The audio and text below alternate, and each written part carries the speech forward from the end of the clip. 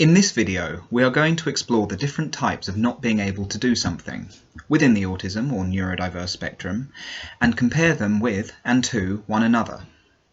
When confronted with a challenge, difficulty, fear, or demand, people right across the spectrum react in innumerable ways.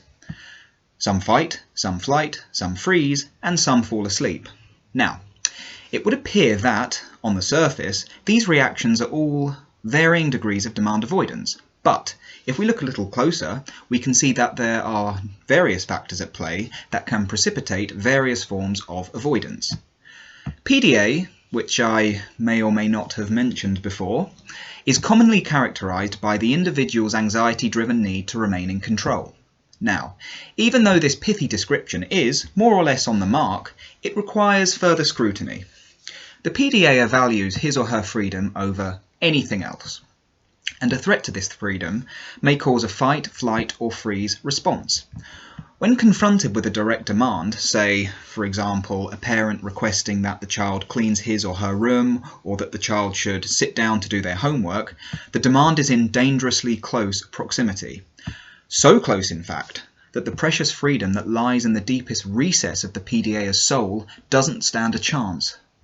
The PDA will have to act fast in order to defeat it by either fighting, flighting, controlling, manipulating, withdrawing into fantasy, or whatever else a PDA does to stave off the demand and restore their sense of freedom.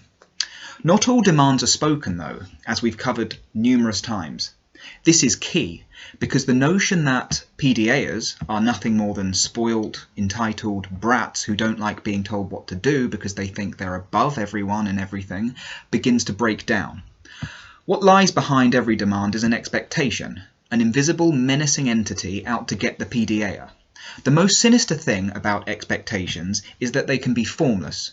Spoken demands are a materialized form of expectations, but tacit or unspoken expectations may plague the lives of adult PDAs more than children, because adults do not have a round-the-clock supervising authority figure in their lives as children do, much of the time. Simply having a job can put pressure on the PDA adult, even during their days off. Just the fact they know they are required to attend, and that it is there, in their timetable, is enough to awaken the malevolent beast from within. The PDA adult may decide not to go in one day, not because anyone has said anything to them prior to their decision, but because the sheer act of going in is too demanding. They may not necessarily be freaking out at this point. They may be forestalling anxiety rather than actually experiencing it. Some PDAs would argue that the anxiety only begins to arise when an internal battle with themselves commences. Part of them remains rational and moral and may try and reason with the other, darker, less rational part of themselves. Come on, PDA, I need to go to work because I need money to live.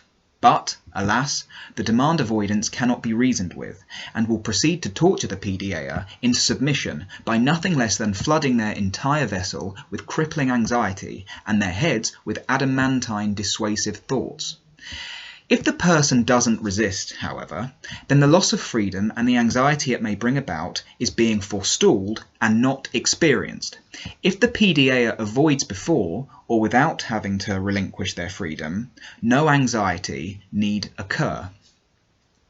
Whether or not the PDA can bring themselves to do something or not has very little bearing on whether they actually enjoy the thing. You may think that it helps them if they want to do something. Yes, sometimes, but not always. A PDA may love physical exercise and regularly attend gyms and exercise classes, go for runs, do press-ups at home, etc. And they, like most everyone, on the spectrum or not, will derive a lot of pleasure from these activities, not to mention the meaning that is also vital to the PDA.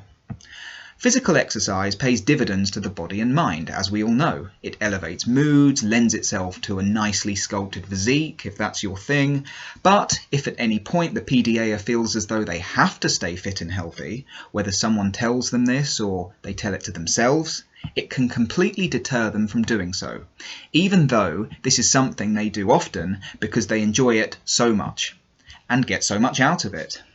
The anxiety could be worse in this case, because the PDAer feels disgusted with themselves for not being able to do something they not only find easy to do, but something they love to do. And because they love it, they are more likely to resist not being able to do it, which will, of course, invite in a fuck ton of anxiety. When the PDAer does not feel free, they wilt. It is for this reason I prefer to describe PDA as an instinctual desire to be free rather than an anxiety-driven need to remain in control. Let's have a look at another phenomenon that can prevent people with a slightly different type of brain from doing something.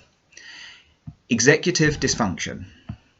Executive functioning is defined as the cognitive process that encompasses an individual's ability to organize thoughts and activities, prioritize tasks, manage time efficiently, and make decisions. Executive functioning, I should also point out, is the responsibility of the area of the brain known as the frontal lobes. Let's unpack that a bit, shall we? Executive dysfunction is something not only autistic people commonly struggle with, but ADHD people too. Now, I believe that my own personal experience is important here because ADHD and PDA coexist inside me. And I'm telling you now, not being able to do something due to executive dysfunction and not being able to do something because of PDA are completely different experiences, no matter how similar they may look to an outsider. While demand avoidance is fickle, impermanent, and largely contingent upon freedom, control, and, to a lesser or greater extent, anxiety levels, executive dysfunction isn't. Executive dysfunction has more of a basis in cognitive performance, whereas demand avoidance has more to do with anxiety and control. Let's imagine a PDAer and a person with ADHD with impaired executive functioning. The two are given a homework assignment by a teacher. Both may have trouble initiating the task, but for different reasons. The PDAer, upon receiving instructions, and provided the homework is not in alignment with their current interests, has already resolved not to even bother looking at the homework assignment. They are in control of their own lives, no one else, so who would dare suggest otherwise? The PDAer finds initiating, carrying out, and completing the task difficult because they are not willing to meet the demand made by the teacher who set the homework assignment in the first place. The PDAer thinks, this has to be done by tomorrow for someone else, therefore I am not doing it. The PDAer's current interests are key here, as if their interests are in alignment with the homework assignment. Then they will do it no problem, providing they don't feel they have to. If the homework is in alignment with their interests and they don't feel they have to do it, then they do it because they want to, are eager to, and know that the completion of the task will enable them to grow. The PDAer gives their passion and receives knowledge on their favourite subject in return. The PDAer loves fair exchange. For the ADHDer with executive dysfunction, the injustice of being asked to do something may not even cross their mind, unlike the PDAer. The ADHDer may completely forget about the homework assignment until they are reminded of it on their way to school the next morning and will think to themselves, oh shit. This is also very unlike the PDAer, who may not even be able to purge the thought of having to do the homework from their mind the moment the teacher sets the assignment. This, of course, is accompanied by the chaotic drumbeat of their poor, anxious heart. Even though the PDAer can't stop thinking about it, they still won't do it. If the ADHDer does remember, then they will be able to sit down to at least start the homework, but, try as they might, may find that they are unable to complete it due to a variety of reasons. They are at the mercy of distractions for a start, and if those distractions fail to deter them, and the ADHDer bestirs themselves and tries to dodge or ignore the bombardment of distractions, mental exhaustion will set in rapidly. The ADHDer, like the PDAer, may not experience any of these cognitive maladies provided the homework is in alignment with their current interests. An obsession with Anglo-Saxon culture, for example, would lend itself to Anglo-Saxon homework, and the ADHDer may not only enjoy the homework assignment but plough through it at lightning speed. The ADHDer with executive dysfunction unlike the PDAer, may actually be able to complete a homework assignment that is not in alignment with their current interests, but it would likely take them far longer to complete it. The organisation involved would be exhausting beyond comprehension, and they may be completely spent by the time they actually sit down to do it. And the problem doesn't end there. They still have to battle with and deflect the many distractions that befall them. Hats off to the ADHDers who endure such internal torture. Where the ADHDer may be able to plan, organise and complete a task that they don't want to, albeit with great difficulty and sacrifice due to their impaired executive functioning, the PDAer cannot. Their anxiety and need for control or freedom just won't let it happen. Monotropism. The restrictive tunnel of attention that I touched on earlier is inherent to the autistic and is known as monotropism. A person with a more classical presentation of autism may have a more static attention tunnel, focusing on just one area, whereas PDAers and people with ADHD may find that their tunnel tends to drift towards many areas throughout their lives, something I call the inbuilt curriculum, more often than not out of sync with the national curriculum. It is not so much that the autistic individual consciously avoids anything that falls outside of their scope of interest, more than it is the outside world, more than it is the world outside this narrow field of interest is empty, abstract, and therefore impossible to understand. Or it's simply that the world outside is non-existent. They simply don't take a blind bit of notice of the outside world because they are so engrossed in whatever it is they're doing. Unlike the PDAer, who may be hypervigilant of the outside world and its looming threats. The autistic individual becomes one with their passion or obsession and basks in a meditative state as they engage with it. PDAers and ADHDers also know what this is like. The autistic individual will experience distress when someone or something diverts them from their rigid focus. Since making this video, for example, I've been disturbed on numerous occasions by people in this house. They cannot possibly infiltrate my tunnel of attention because on one level, they don't exist. Only making this script exists. I'm in the zone. To bring me out of it suddenly is like waking up a sleepwalker too quickly. Dangerous. Unlike the PDAer, who refuses to do anything they have to do in order to retain their freedom, the autistic individual cannot be parted from their beloved obsession because it is in their best interest to retain a sense of safety. What is familiar to the autistic is safe. A person with a classical presentation of autism walks the line. The PDAer weaves in and out of it. The autistic individual thrives on structure, order, sameness and routine. The PDAer may crave routine, as they are on the spectrum themselves, but also novelty. The PDAer finds sameness nauseating, frustrating and exhausting, and can follow a routine only when they establish it themselves. But when the novelty wears off, they will be propelled to radically change their routine.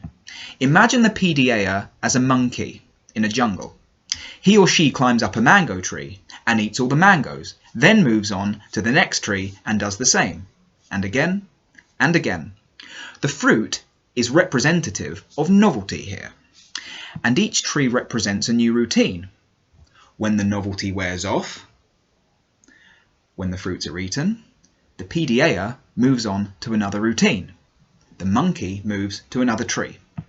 Unlike the autistic, the PDAer may not give a fuck about safety and will put themselves through all kinds of pain, anguish and potentially life-threatening situations just to avoid meeting any demand, no matter how innocuous the demand is. Saying that to the PDAer, physically incapacitating themselves, as many of them do, by say punching a wall to break their hand to get out of helping their parents clean the house, feels like their safest option, their most non-lethal option. Even death is sometimes more preferable to the PDAer when they have lost control. Autistic inertia. Autistic inertia is when a person on the spectrum feels paralysed due to stress or being overwhelmed, but it could be the preliminary stage of executive dysfunction, trouble initiating a task. But in order to distinguish autistic inertia from PDA-style demand avoidance, we must look at the antecedent causes. An autistic person struggling with inertia may simply be exhausted and their brain just isn't quite able to muster up sufficient energy to do anything other than lol. An autistic person may also experience a kind of deer in the headlight situation, where they freeze with fright. A person with ADHD may find that they are stuck in a state of idleness because they feel they are unable to decide on what to do. Difficulty in making a decision is very much part of executive dysfunction, as spoken about earlier. Let me share with you what it's like. When inertia befalls me, I go into a kind of trance state. I feel like I'm in a K-hole, which is what happens when one takes too much ketamine, and it feels as though the connection between the body and mind are severed. My mind cannot send adequate signals to my body to move. It is also like a waking state of sleep paralysis, and I am powerless to stop it. Motivation is absent. It's essentially a total lack of motivation, being starved of motivation. It's not like I'm avoiding a demand, because that would imply that I'm trying to regain control or something. During inertia, I'm in control. I just can't physically move or mentally command myself to move. No demand is involved, really. It isn't obsessive because the mind is empty. It isn't anxiety-driven because, as I said, I'm not out of control. It feels like inside the lucid dream of a quadriplegic, a most bizarre sensation. It doesn't always happen when I'm doing nothing either. Sometimes I will be engaged in an activity such as guitar playing, and I can't bring myself to stop. It's like I'm a stuck record. I suppose it's a little like an out-of-body experience, but the repetitiveness of playing guitar or staring into the abyss stops me from completely detaching from my body. Strange explanation, I know, but that's how I experience it. I suppose it's like when a smartphone goes into battery saver mode and the screen dims, or when the phone storage is near full and you're left with very limited options. Selective mutism. And finally, selective mutism, which is when a person is unable to speak or verbally communicate in certain situations in which they feel uncomfortable, but can speak freely and unstintingly in other situations in which they feel comfortable. Okay, so we're reaching the end of the video, so I'll stick to personal anecdotes from here. It's pretty simple, really. When I'm with like-minded people, talking about really cool and interesting things, or at least things that I find really cool and interesting, it's hard to get me to shut up.